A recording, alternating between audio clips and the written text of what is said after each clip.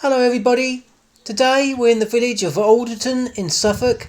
We're looking for the village sign, going to find out what's on the sign and find those things within the village. Let's go! So here is the village sign. So on it we have a martello tower, a pheasant, a hare, a poppy, some daisies, some wheat and an alder. On the bottom portion we have a windmill, we have a church, some black-headed sheep, a heavy horse and an old sailing vessel. Let's go and find those things.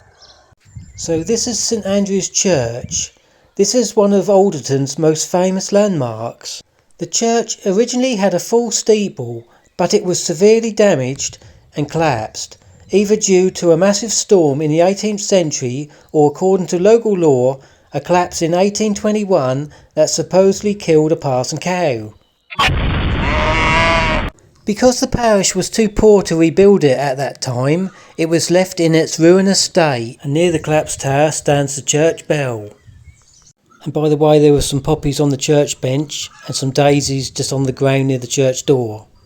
I went through all the country lines looking for a hare and I couldn't find one, but I did find another poppy. The alder on the village sign represents the old name of the village.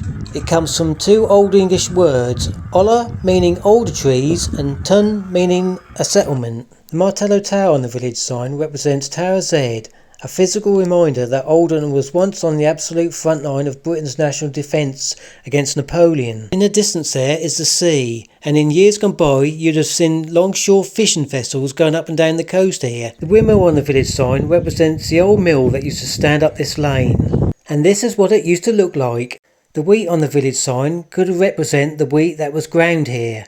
And I did spot a pheasant, but it quickly ran into the hedge before I could get closer to it. I couldn't find any black-headed sheep or any heavy horses in the village, but I think that is something they would have had in the village in years gone by. So I think I got 9 out of 12 things there on the village sign. Not too bad.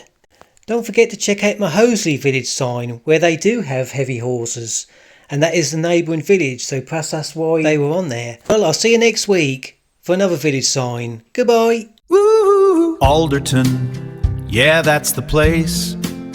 The signpost tells a story with a weathered face of a windmill that once ground the farmer's grain, and a church that lost its steeple to the wind and rain. That old martello tower still guards the shore, just like when fishing vessels sailed by here before.